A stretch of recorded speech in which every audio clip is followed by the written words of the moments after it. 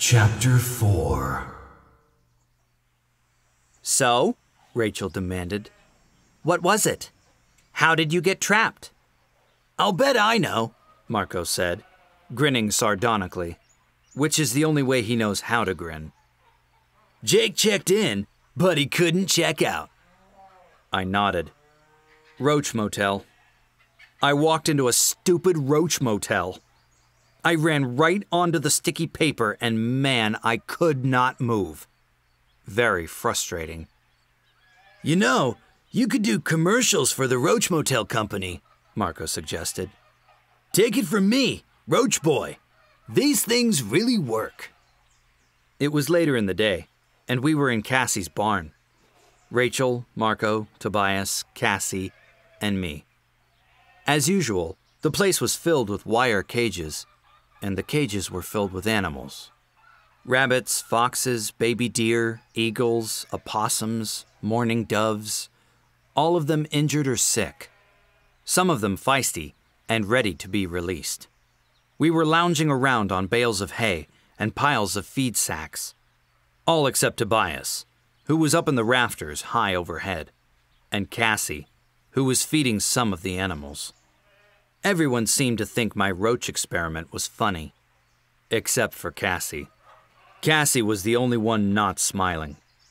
She was giving me a very disapproving look. Jake, you of all people should know better. She was right. I knew she was right. But that just made me stubborn. Look, I was just trying out the morph to see if it would be good for us to use. Cassie totally did not buy my argument. She put down the bucket she was carrying. She took off her heavy work gloves. She came over and stood about a foot from me. Then she stuck her finger in my face. Uh-oh, Marco said in a loud whisper. Jake's in trouble. Big time, Rachel agreed. Jake, Cassie said, don't ever do that again. Now, you are sort of the one in charge, but I am telling you, don't ever do that again. Don't ever try some new morph without one of us there. Do you understand? Cassie, I was just... No, don't tell me what you were just. Don't ever do that again. Jake, I think this is the point where you just say, yes, ma'am, Tobias said, in the thought speak that comes with being in a morph. I hung my head. Okay, Cassie. Sorry. Rachel whistled appreciatively. It's a new, tougher Cassie. I approve. I remember when she used to be so sweet, Marco said. I didn't know her voice could even sound like that. Plus, look, she now comes with a kung fu grip. Cassie ignored them. Instead, she gave me a private look, just between the two of us. I knew what the look meant. It meant, I care about you. Don't be dumb. And the look I sent her meant, I know. I care about you too. Okay, I realize it sounds corny, but give me a break. We'd been through a lot, Cassie and I. And all of us. We'd grown pretty close.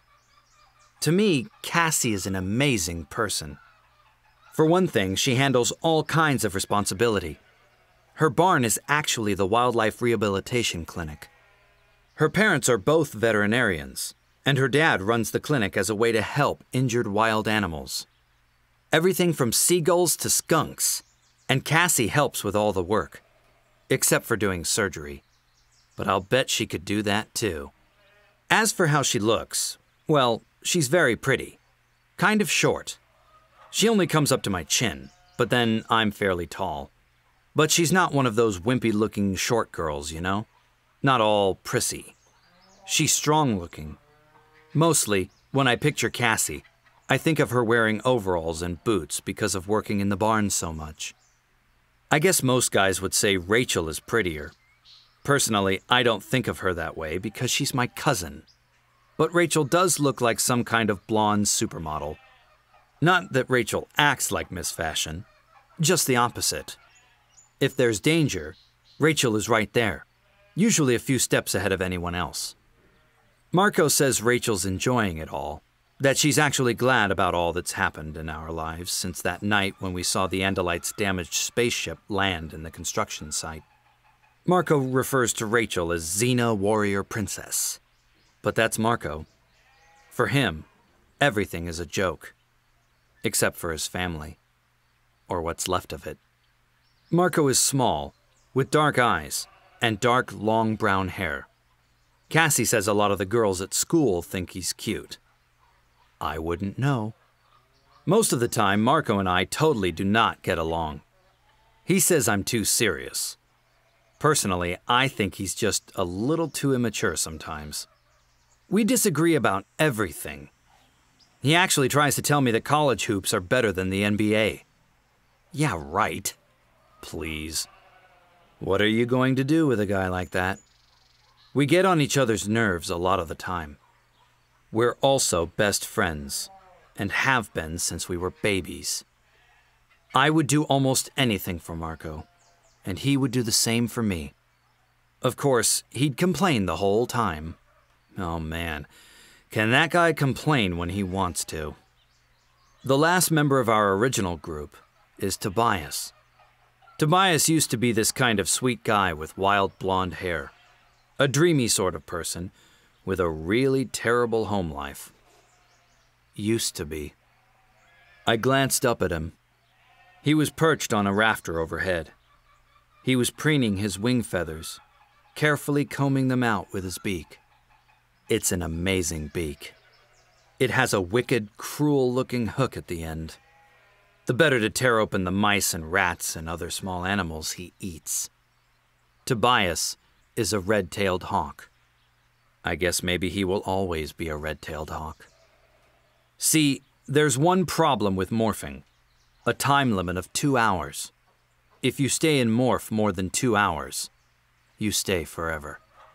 Which is why Rachel asked me, "So, what's the rest of the story? How did you get out of the Roach Motel before the time was up? I notice you are human again." "More or less," Marco added. I shrugged. Well, I sat there for a while, trying to squirm out, but it didn't work. I was stuck good.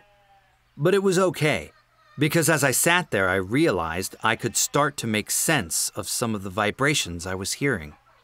Some of it was sound, people speaking. "What people?" Marco asked. My parents. My dad twisted his ankle playing tennis, which is why they'd come home early. They were the ones who'd gone into my room, looking for the ace bandage I have in my drawer. They were the ones who'd turned on the light. Anyway, what could I do? I wasn't about to get stuck in roach morph, and I could tell my parents were up in their bedroom. So, I demorphed. Wait, weren't you behind the refrigerator? Tobias asked in thought-speak. Yeah, and it was very tight. But as I grew, I could push the refrigerator out an inch at a time. Still, I thought I was going to suffocate back there. And then, just as I was getting human again, my mom walks in. That made them all lean forward. "What?" Cassie demanded. "Your mom? What did she see? What did she say?"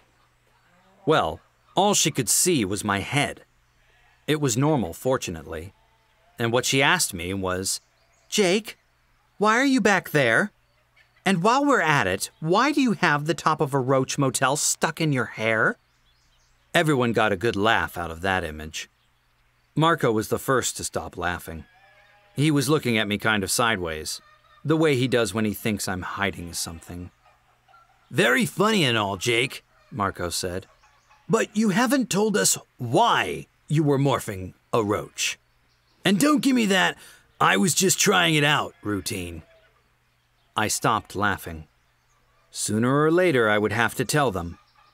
I would have to tell them everything. Okay, look, I've learned something. For one thing, Tom is getting more important to the Yeerks. I think now he's just below Chapman as a controller. Rachel gave a low whistle. Chapman is our assistant principal at school.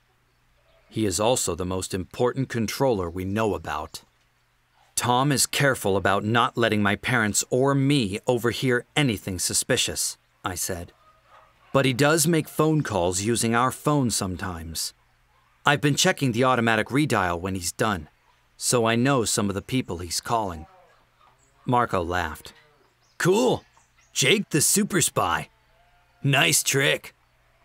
And who is Tom calling? Tobias asked. Doctors. 5 different doctors. I looked them up in the phone book. They all practice at the same hospital. The same wing of the hospital. At something called the Berman Clinic. Berman is one of the doctors Tom calls. It took a few minutes for the facts to sink in. Wait a minute, Rachel said. Are you saying the Yerks are running that hospital? Or at least a part of that hospital? Why would they want a hospital? I hesitated before answering. I wasn't sure my guess was right. Maybe I was just being paranoid. But Marco, who could teach a class in paranoia, had already figured it out, of course. Oh man, they're going to use the hospital to infest host bodies. You check in to have your tonsils out, or to have a cast put on your broken arm. You check out as a controller.